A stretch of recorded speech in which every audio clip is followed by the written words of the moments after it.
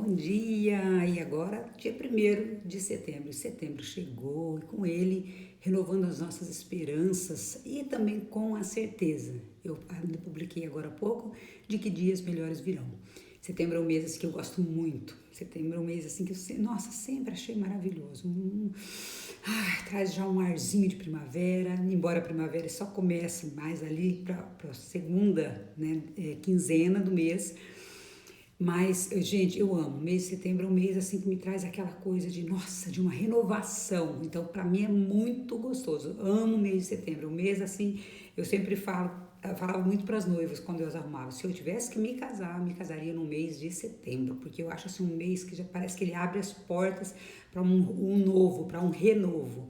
Então, nós estamos iniciando aqui agora, nesse momento, a nossa meditação com um novo horário, falando, né, porque às 6h30 as pessoas estavam entrando ali pelo finalzinho da live, então agora vamos começar a fazer um teste, claro, às 7 horas, se funcionar melhor, se mais pessoas puderem assistir, melhor ainda, tá bom? Mas também não é nada definitivo, nós vamos remanejando conforme o dia, né, conforme a necessidade das pessoas. Bom dia, Lia!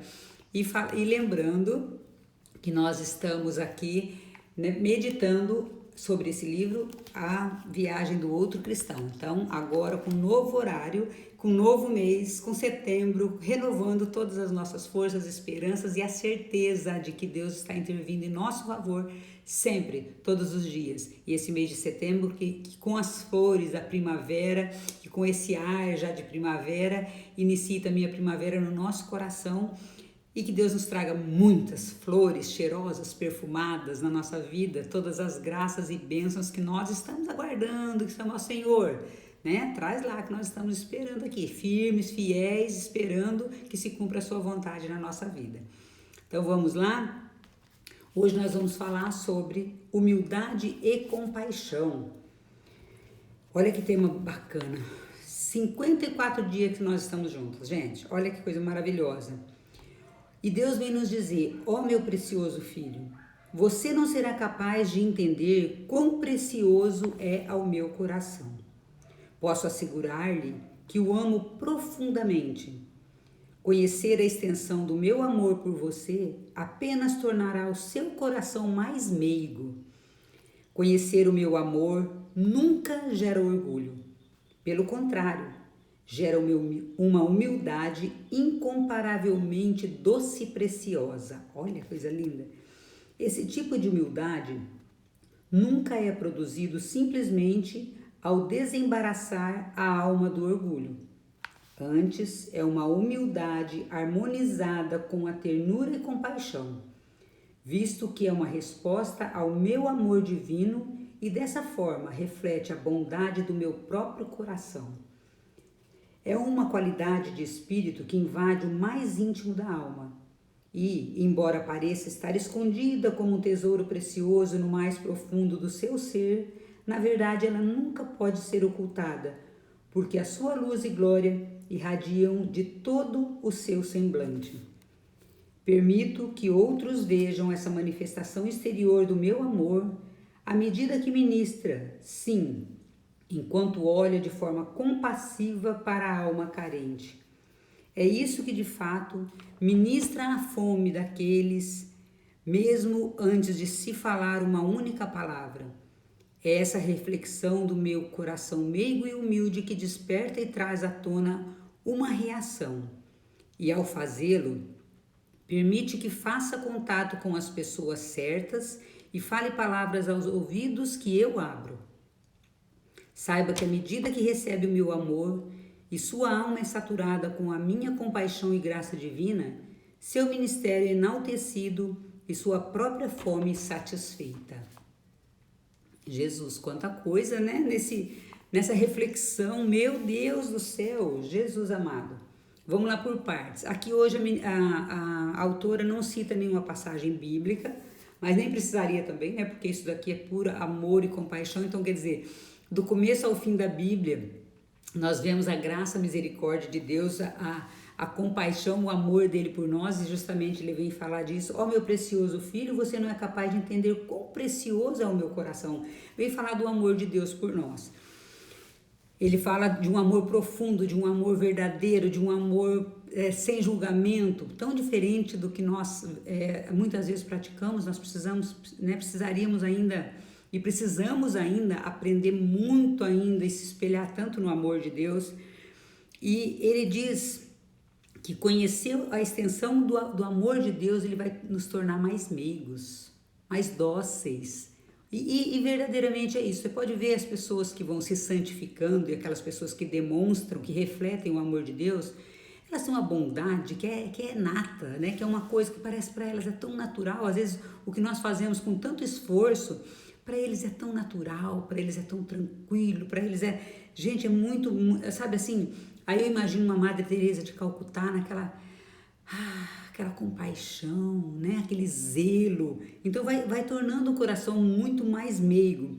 Conhecer o meu amor nunca gera orgulho, aí ele diz, pelo contrário, gera uma humildade incomparavelmente doce e preciosa, mas não só humildade. Eu vou ler aqui de forma resumida. Ele diz que a humildade não é simplesmente desembaraçar a alma do orgulho, do nosso orgulho, mas é uma humildade que é harmonizada com ternura e compaixão. Pensa, humildade, ternura e compaixão. Humildade, ternura e compaixão. Vamos ficar com essas três palavras. Humildade, ternura e compaixão. E me fala muito, muito forte isso daqui, porque essa palavra não tinha saído, vou até destacar. Humildade, olha isso, ternura e compaixão. Elas se harmonizam, por quê? Porque a resposta ao meu amor divino, e dessa forma reflete a bondade do meu próprio coração. Então, quando nós juntamos a humildade, a ternura e a compaixão, vai ser o reflexo do próprio amor de Deus, do próprio amor divino. Então nós temos que praticar isso, né? Sermos mais humildes, termos mais ternura e compaixão pelos outros. E gente, a compaixão não é aquela coisa, eu tô morrendo de dó, é diferente. A compaixão é quando nós realmente nos importamos com o outro e nos colocamos a serviço. Tá? Porque, eu sou tão compassiva, eu sou tão generosa. Ter dó é diferente. Eu tenho dó de fulano. Tá, mas o que eu estou fazendo para melhorar, para ajudar? Então, a compaixão, ela vai além. Lembra da parábola do samaritano? Que ele passa e ele se compadece daquela pessoa que estava ali jogada ao chão, sendo que o sacerdote já tinha passado, outras pessoas já tinham passado, e só olharam simplesmente. Ele teve compaixão, ele foi lá, ele pegou, ele curou as feridas, né? Pagou uma pessoa para sarar as feridas, esse homem cuidou, zelou. Então, essa é a compaixão verdadeira, tá? Não vamos confundir com dó. Eu tô com dó de fulano. E ninguém é merecedor de dó, né? Deus me livre. Nossa Senhora, compaixão sem dó não. Ter pena de alguém? Afe Maria, não. Então, nós precisamos ter a compaixão, ternura, docilidade nos nossos gestos, nas nossas palavras. Eu sei que é desafiador, tá? Tô falando aqui de uma coisa que eu também exercito todo dia, porque é desafiador.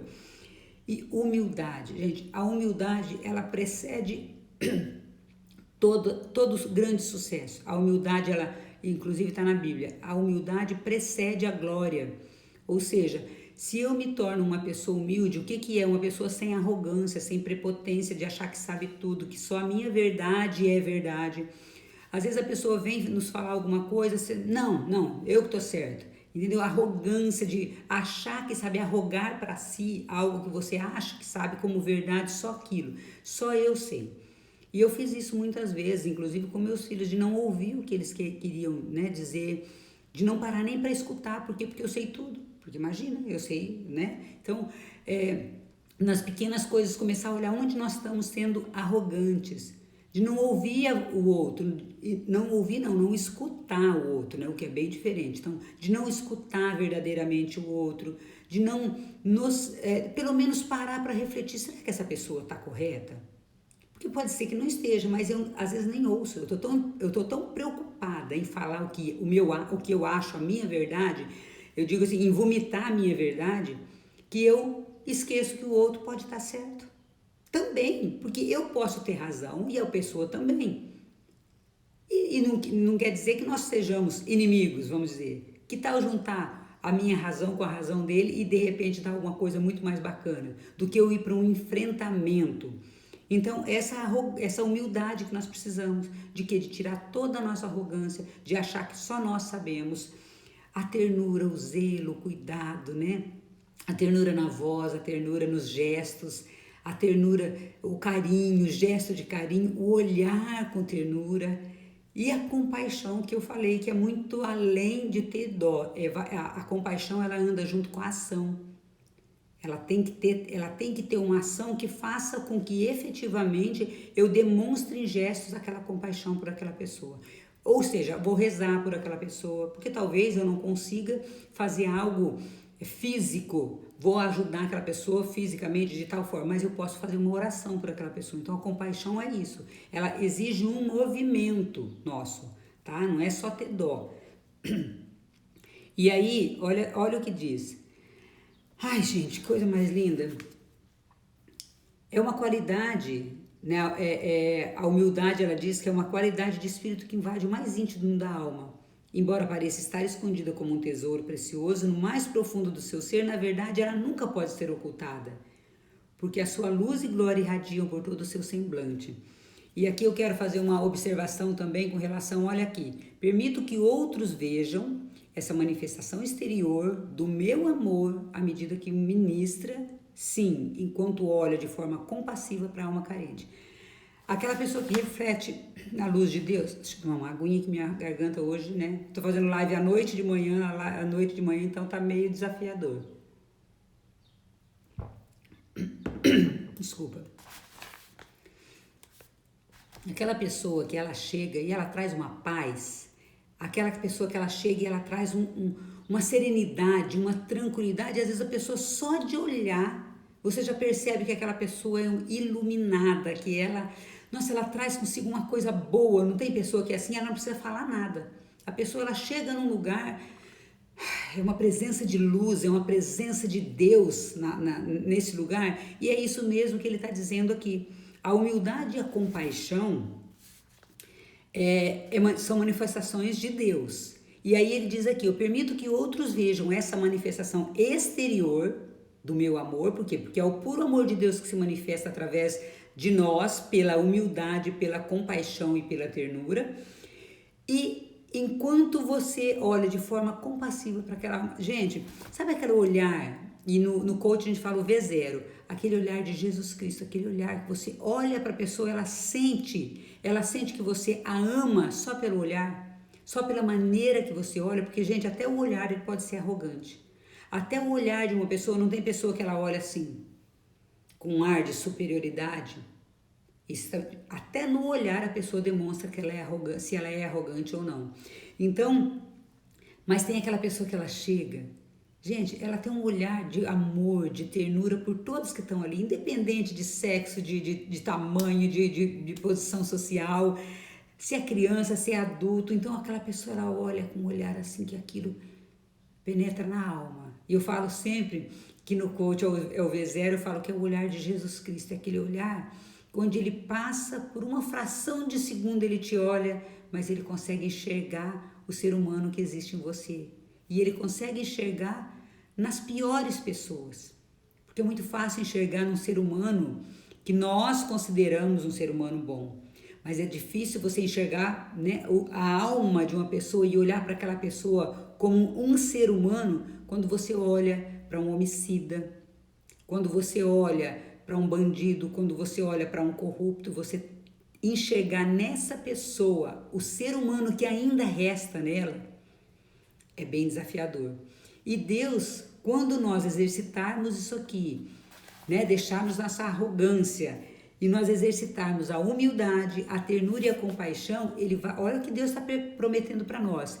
Permito que outros vejam essa manifestação do meu amor, essa manifestação exterior do meu amor, à medida que ministra, sim, enquanto olha de forma compassiva para a alma carente. E é isso que de fato ministra a fome deles. Porque, gente, a pessoa às vezes está carente, não é de comida, carente de amor, carente de um gesto de bondade, porque talvez aquela pessoa já tenha sofrido eternamente, uma vida inteira, pelo desamor, aquela pessoa já foi rejeitada, aquela pessoa já foi, né, sofreu muito, aquela pessoa, ela talvez, a única coisa que ela tem é dinheiro, mas ela nunca teve amor. Então a pessoa é tão rica, tão rica, tão rica que a única coisa que ela tem é dinheiro. E às vezes nós julgamos as pessoas pela capa, pelo que nós vemos. E, na verdade, esse olhar generoso, esse olhar bondoso, esse olhar de amor divino, que reflete o amor de Deus, é que vai fazer com que a fome daquela pessoa seja eliminada, seja satisfeita, mas é a fome de amor.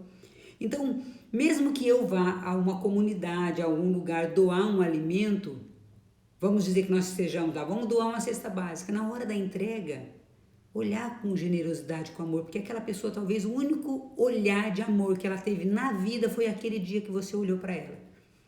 E olha só, e essa carência que a pessoa tem, ela não é preenchida com alimento.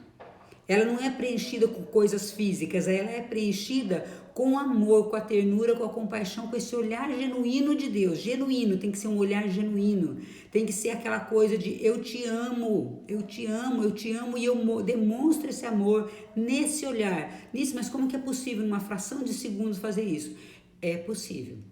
Primeiro você tem que estar abastecido com amor. Primeiro você tem que estar você, tá? Porque ninguém dá o que não tem. Então, por isso que eu disse logo no início aqui, a humildade, a ternura e a compaixão têm que ser exercitadas. A Eliette está dizendo aí, ai, como é difícil esse olhar de amor para determinadas pessoas. Sim, mas é aí que você vai demonstrar um amor genuíno. Porque, gente, não é gostoso você fazer um olhar de amor para uma criança? Imagina uma criança fofinha, bochechudinha. A Eliette tem um netinho que chama Noah, eu tenho vontade de morder aquele moleque cada vez que eu vejo as fotos dele. Eu não conheço pessoalmente, mas a criança, ela desperta em nós um amor genuíno, porque impossível você olhar para uma criança, principalmente aí até os 5 aninhos, que é uma, né, que é a fase mais gostosa da criança, aquela coisinha fofinha, gostosinha, que ela é pura. É impossível você olhar para um bebê. Vamos colocar então um bebê, sem você ter um olhar genuíno de amor por essa criança. Aí você, ai, que coisinha fofa, você já vai assim, até o teu gesto, você já muda. Gente, que coisa fofa. Então, imagina, Eliette, eu vou te dar um exercício, tá? Um bônus aqui. Porque quando você for olhar para essa pessoa, que você, né, que no nosso julgamento é uma pessoa ruim, enfim, que tem desavença, que a gente não dá conta de olhar, olha para ela imaginando a criança que existe nela.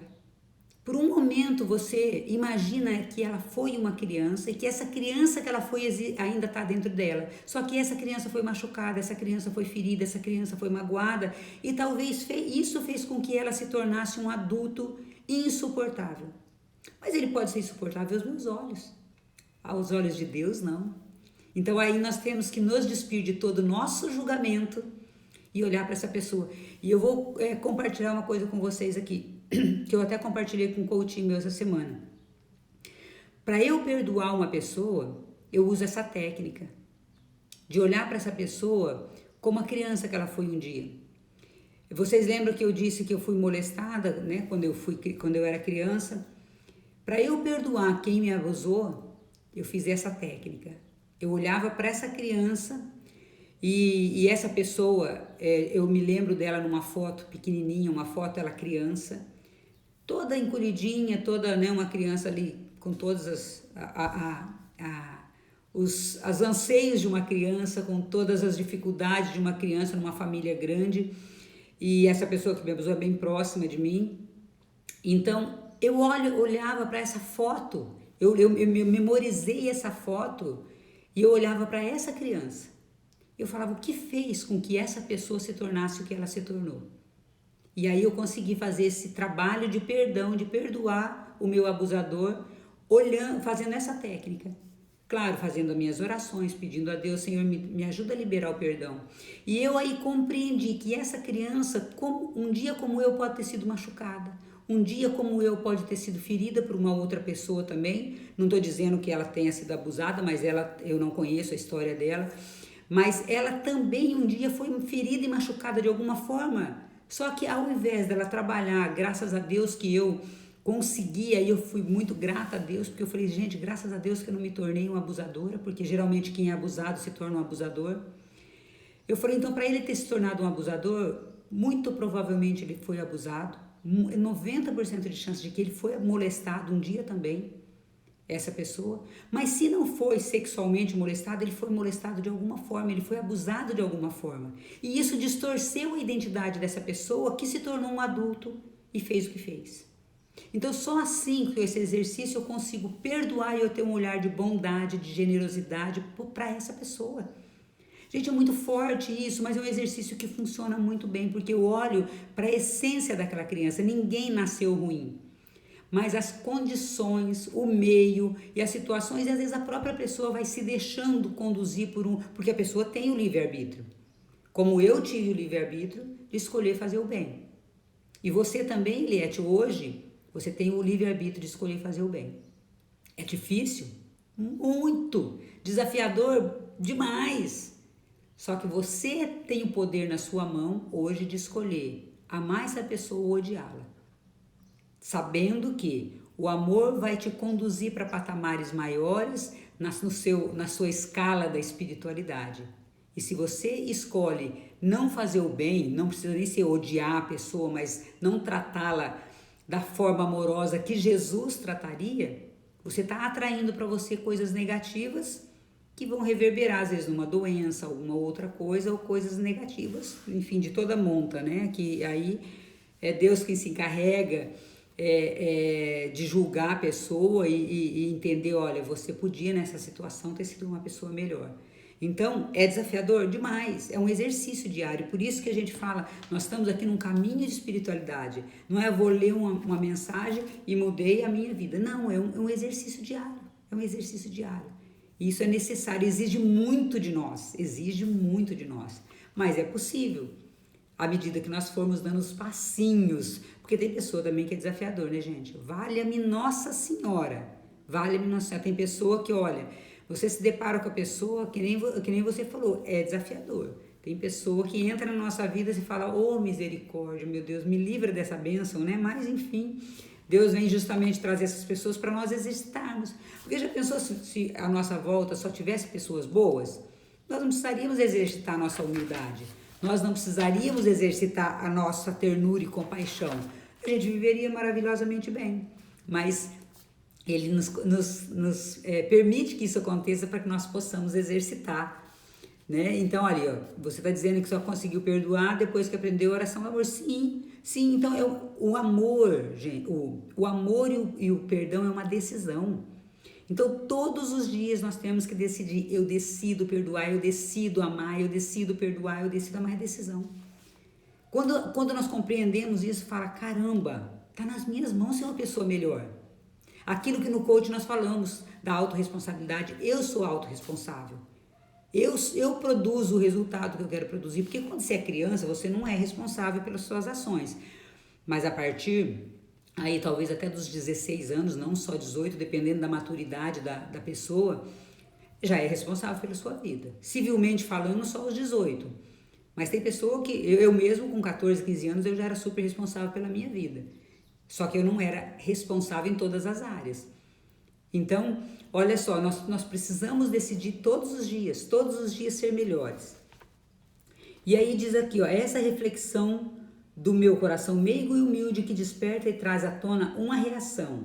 E ao fazê-lo, permite que faça contato com as pessoas certas e fale palavras aos ouvidos que eu abro. Ou seja, volta àquela situação de que Deus está esperando, Deus está aguardando que nós nos coloquemos a caminho. Por quê? Porque Ele está colocando pessoas para que nós falemos para ela.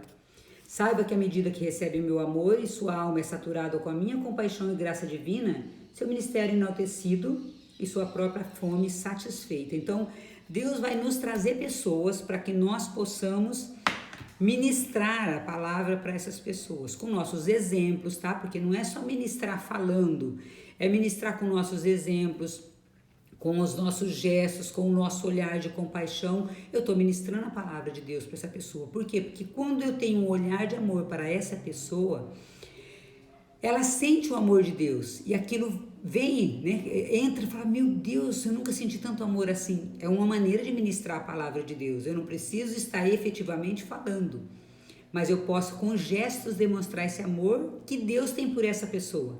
Por quê? Porque quando eu tenho um olhar de amor, e às vezes essa pessoa nunca sentiu esse olhar de amor, ela fala, gente, eu nunca senti isso, só pode vir de Deus. Então, quer dizer, eu estou levando a presença de Deus para essa pessoa. É muito importante isso, nós sabemos.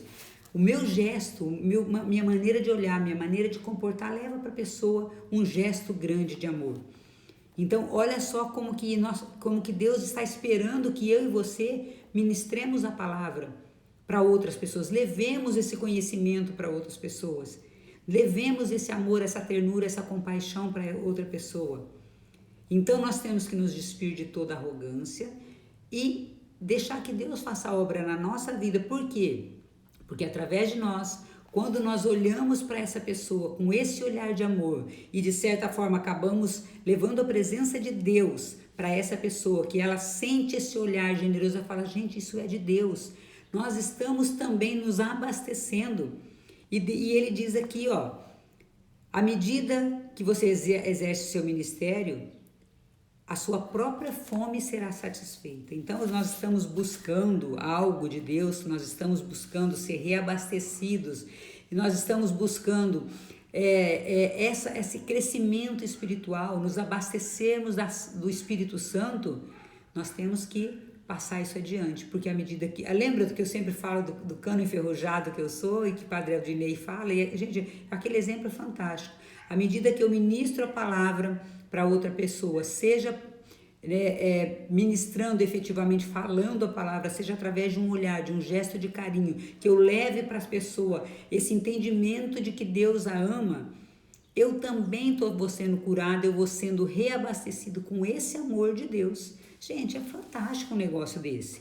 Então, quando nós começamos a compreender que nós podemos fazer isso todos os dias, nos pequenos gestos, nas pequenas ações que nós temos, nas pequenas oportunidades que Deus coloca, porque Deus vai colocar isso no nosso caminho. Hoje mesmo eu tenho certeza que Deus vai criar uma oportunidade para que eu e você levemos a palavra dele para alguém. Eu tenho absoluta certeza. E como que nós vamos agir? Talvez essas oportunidades estão passando e nós não estamos nos agarrando a elas e não aproveitando essas oportunidades de crescermos e de levarmos a palavra de Deus para outras pessoas. Então, que nós hoje possamos nos lembrar disso, que nós hoje possamos olhar para isso e falar, gente, eu posso ser a presença de um Deus vivo na vida das pessoas, mas eu tenho que me despedir de toda arrogância, eu tenho que ser humilde, eu tenho que às vezes até me rebaixar diante dos homens para que o meu Deus seja exaltado na minha vida e que Ele cresça e eu diminua. Eu sempre digo isso, que Deus cresça na minha vida e que eu diminua para que a presença dele seja manifestada através dos meus gestos, dos meus atos. É desafiador? Muito. Mas eu estou falando que é possível, porque os grandes santos conseguiram e nós estamos a caminho da santidade. Então, que nosso exercício diário de hoje seja esse: trabalhar a nossa humildade, nossa ternura e a nossa compaixão, para que nós possamos levar a outras pessoas o olhar benigno, bondoso, generoso de Deus. Tá bom?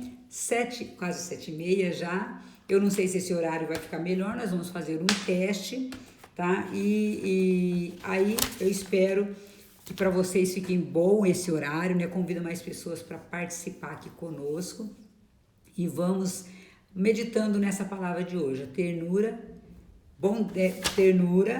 humildade e compaixão, tá bom? Um grande beijo para você, que seu dia seja extraordinário, maravilhoso na presença de Deus, e amanhã estaremos aqui novamente às 7 horas da manhã. Beijo, beijo!